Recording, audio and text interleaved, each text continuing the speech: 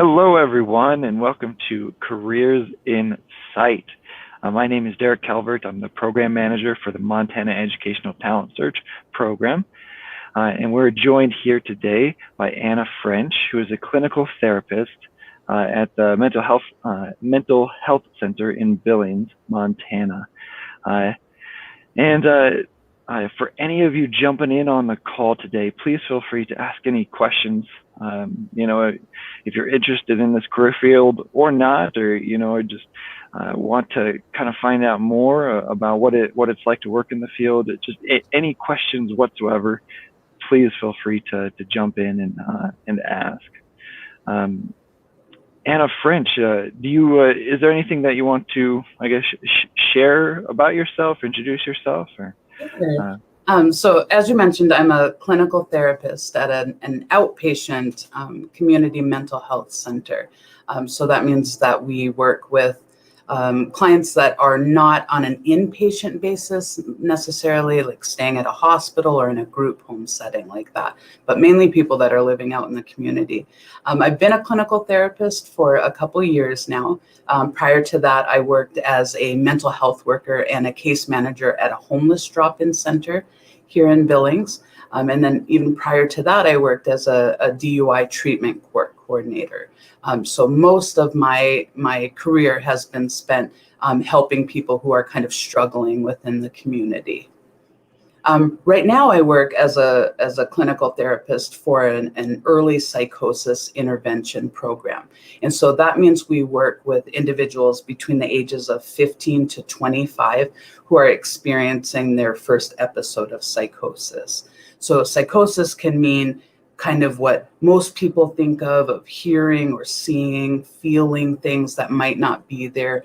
But psychosis can also mean, maybe making bizarre statements that other people might not be able to relate to, or it can be as extreme as something like being catatonic, where people aren't able to move or to talk. And so we work with these families. They come to us when their family member is experiencing that very first episode of psychosis, which obviously can be very scary for their families. Wow. Yeah, I can imagine that being scary. And it sounds like you have quite the experience of working with lots of people, a diverse amount of people as well. So I'm excited to hear all about your perspective and get all the insight into this career as possible. So let's see. I guess jumping right in, what does it look like? In your typical day, what are the main things that you find yourself doing? Yeah, absolutely. So what it boils down to is my job consists of working really closely, obviously, with the clients that come through the program, but also with their family members that are involved. Mental health disorders that include psychosis often come on very quickly. And so both the patient and the family are usually caught off guard by these kind of disorders. So my job is to meet with the client and really help them gain some insight into the mental illness that they're kind of battling. If you can imagine that you see your reality every day, but now you have a mental illness that has completely changed that reality for only you. So now I come in and work with clients to help them test reality to make sure that what they're seeing and sensing is real to them and real to others. And we kind of help them navigate all the difficulties that come with that sort of shift in reality for them. I also work really close with clients to gather what we call psychosocial information. So that's learning about their psychiatric history, their symptoms, what their family support system looks like, what kind of friends do they have?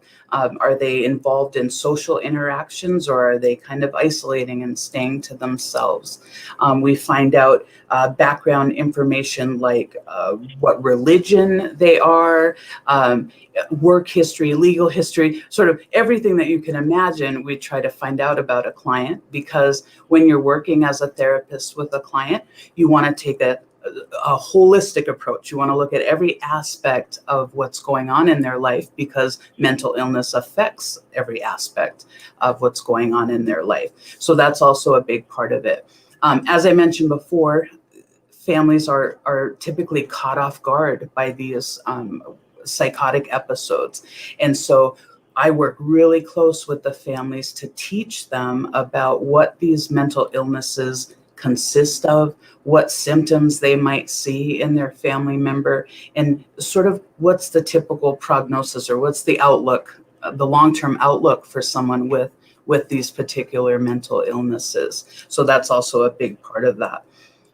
When I work with clients, we set up what's called a treatment plan, and that's basically a 90-day goal. What can we work on in therapy in the next 90 days to help you be able to cope with what's going on a lot better than you are right now?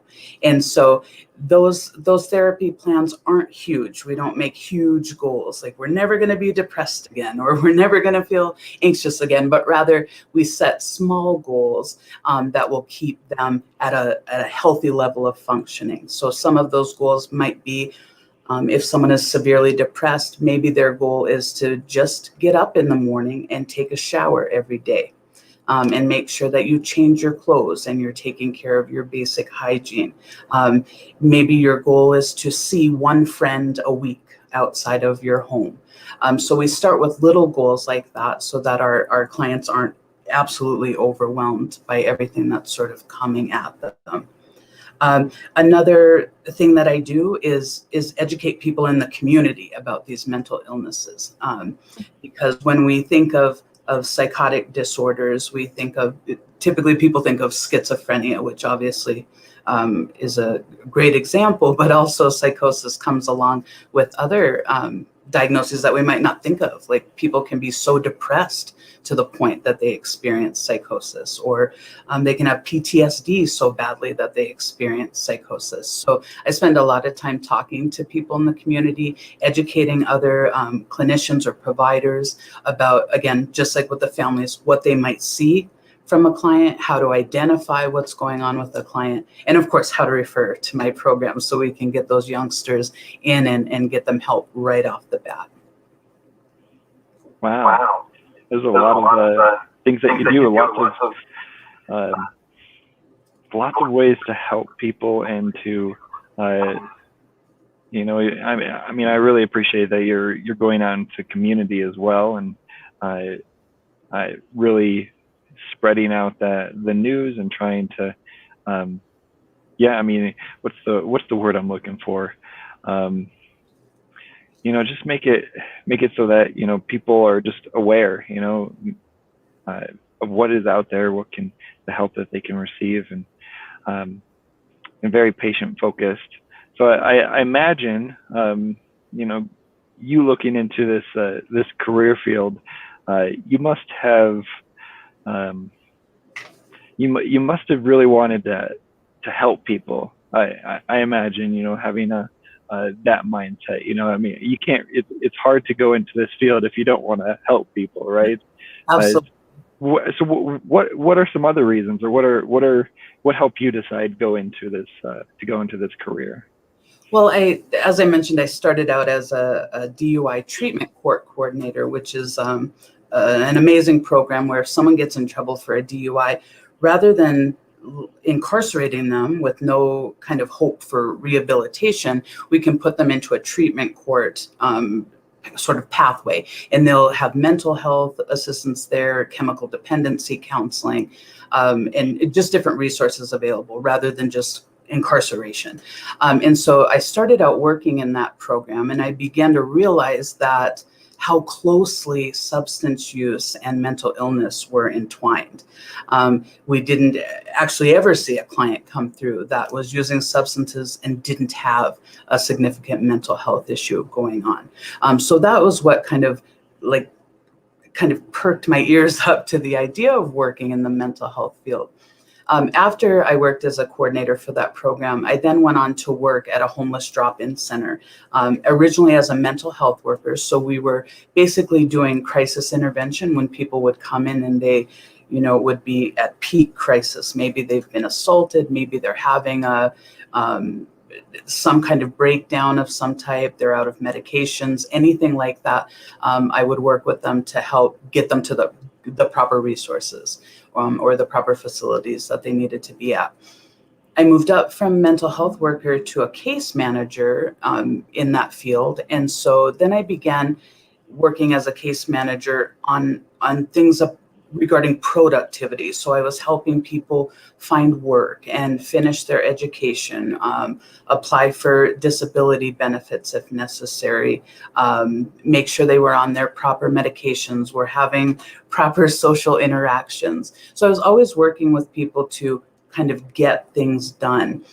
I did that for several years, and much like with DUI treatment court, I began to realize how much mental illness is impacting all of those areas and a person's ability to ever excel in any of those areas. So it really became clear to me that I wanted to not necessarily shift from the productivity arena, but more into what's going on in your head and how is that affecting the way that you approach the world. And so I decided at that time, after many years, I want to say maybe 10 years in the mental health field, to kind of take what I was doing to a higher level. And I decided to pursue a job as a clinical therapist.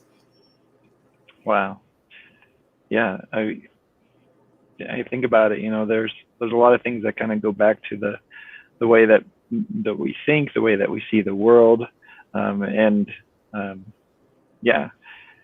Well, that's pretty amazing. I think it does take some pretty special people to with the right heart and mindset to want to do this career as well. Do you what would you say is the most enjoyable? What do you like most about this job? Well, of course, I like meeting all of the new people that come through this program and being able to talk to members in the community. But most definitely the most enjoyable part of this job is seeing our clients move forward those baby steps or leaps. I mean, every once in a while, someone will really excel in the program, and that obviously makes us feel great. But like I mentioned before, these are baby steps that we're asking them to take, little things that will ease them back to a level of functioning that gives them a kind of a meaningful life, that makes them feel productive and happy. And so hands down, the best part of this job, again, is just seeing people excel in the areas that they want to excel. And it can take, months, it can take years for them to reach those particular goals. But it's awesome to be able to work alongside them and help them through the roller coaster that is life. So through those ups and downs and those barriers that come out of nowhere, we help them navigate all of that. And it definitely makes you feel good at the end of the day that you're able to help people do that. Also, working with the families has been extremely meaningful. I mean, we can all imagine our own family if they were hit by what is essentially a crisis, that we wish that there were people there for our family to help us to navigate this as well. So that's definitely been the most rewarding part. Yeah. And that's I think that's oftentimes what I hear in about this field too, is maybe on the day-to-day basis you might not see those huge successes, but in the long run, with perseverance and hard work and you will see some incredible successes. Absolutely. Absolutely. And I think we know what kind of stigma surrounds mental illness. Like, it's a tough topic for people to talk about. It's a tough topic for people to maybe admit that they're struggling with mental illness. And then it's just not as widely acceptable to struggle openly with mental illness in our society. And so when we can bring in even one person to get them to understand and feel differently about the mental illness that they're going through, and understanding that there are lots of people out there that are struggling with these kinds of issues or juggling these kinds of symptoms and trying to work and trying to maintain their family and their relationships. And so it's really important when you work in this field to be able to share with people your experiences and let them know that they are okay. They are normal. We're just going to work with what we've got here and see if we can't get you back, like I said, to that level of functioning that they're looking for in life. Yeah, I love to hear that. So many people who have who have similar experiences, and so for anyone watching this or jumping in on this call, this is you're not alone, and that's what too I love about this career field, this job that you work in is there's people here who care, and people who want to help, and for students listening, if that's what you want to do, this would be a great career field for you. And so with every job, there's successes and enjoyable parts, but then there's also difficult parts to the job. What would you say is the most difficult part of this job for you? So you're absolutely right. This job can come with definitely some difficulties of its own. I think the number one difficulty I found over the years is it's hard for the average human to hear a lot of difficult things and a lot of trauma, and to hear about that from clients. And so you might not realize, but over time, it can really affect you to be listening to so much negativity that you might hear in a therapy session. Just awful things that people have been through, just things that they're struggling with. That can be a lot for you to take home. And so I really stress in this particular job that self-care is important. You have got to give your own mind a break and make sure that you have some peace and some quiet within your day to kind of take yourself away from this job when you're not actually working. So that's definitely one difficult part of the job. Another difficult part, personally for me, is working with the families. So I love it. Love to work with the families and help them get through this process. But it's really hard to see the devastation that can happen within a family unit because someone has really severe mental illness. Because not only does that patient not know yet how to deal with the mental illness and the symptoms that they're experiencing, but also their families are not necessarily prepared to deal with what might happen when someone has a severe mental illness. And so it is sometimes really difficult to keep hope in their hearts and kind of keep them motivated to not cut ties, to stay involved to a healthy level, and just to help them do that. So although that's the best part of the job, it is also definitely difficult to navigate sometimes. Yeah. And I just had a thought too that, you can correct me if I'm wrong, but I think that the personality types, or the people who go into this career field, are the kind of people who, obviously like to work with people, they care for people, and they put their whole, selves into the job, and so it can be very hard to separate themselves from the job and working with the individuals, the families, and which you pointed out too is the difficult part of it can be very wearing, and how self-care is so important for this career field specifically. It definitely is. I mean, we think just in our day-to-day lives that if we're running on zero, we are not much help to anyone around us. So it's definitely important in this field because, some days might be 90%, negativity that you hear. Whether it's clients that are frustrated with you, frustrated with what's going on in their lives, or again, like I said, just sharing trauma that they've experienced, you've got to be most definitely on top of your game in order to stay mentally healthy in this field. Yeah, well, and I appreciate the realistic perspective too that you're providing students is, jumping into this career field.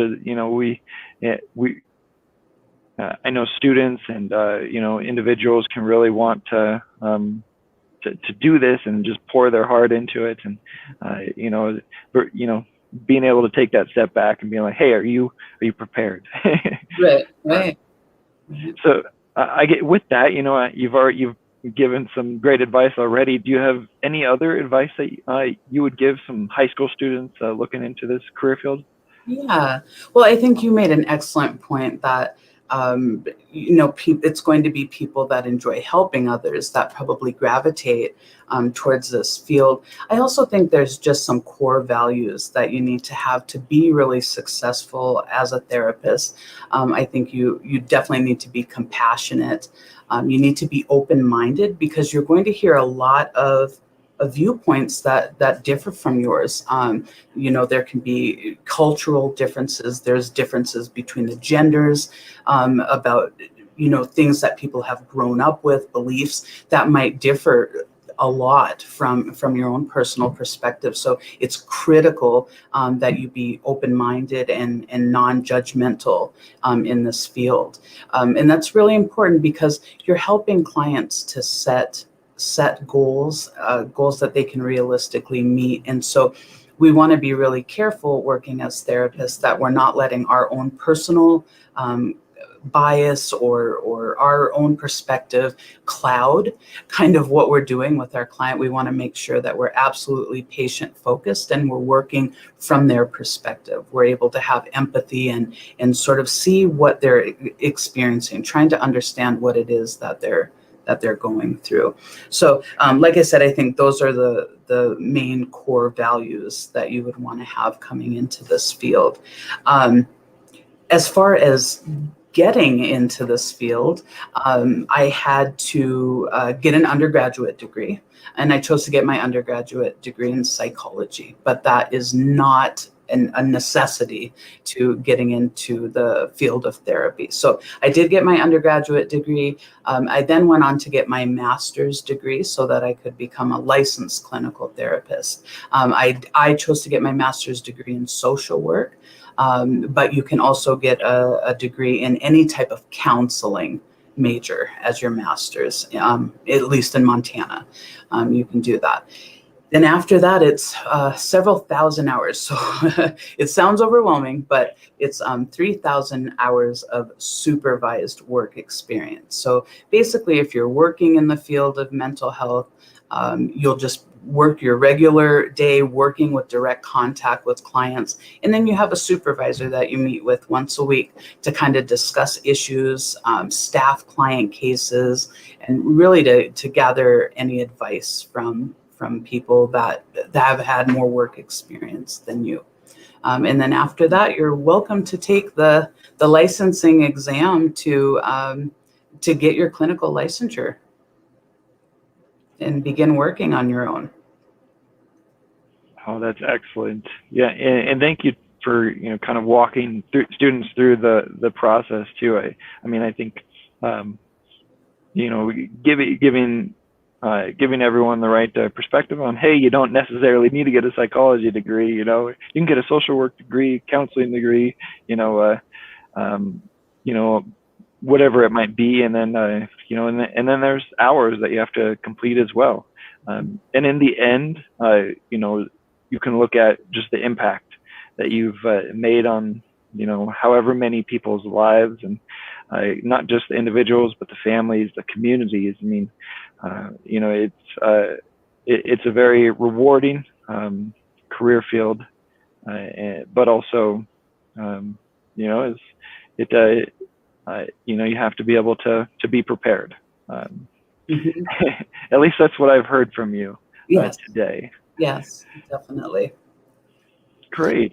I think Well, if you have I think just having the drive, obviously, to get through the schooling that you need to, and just be open to, like I said, hearing other people's perspectives. You're going to be able to work with clinicians that have been working in the mental health field for years and years, and they'll be able to share, strategies that have really worked. I think it's important to remember, though, that even though you're finished with school and by that point become a licensed therapist, that you are always still learning. You do want to stay, up to date on the new therapy strategies that are coming out, so that you make sure that you're giving the best care that you possibly can to your clients.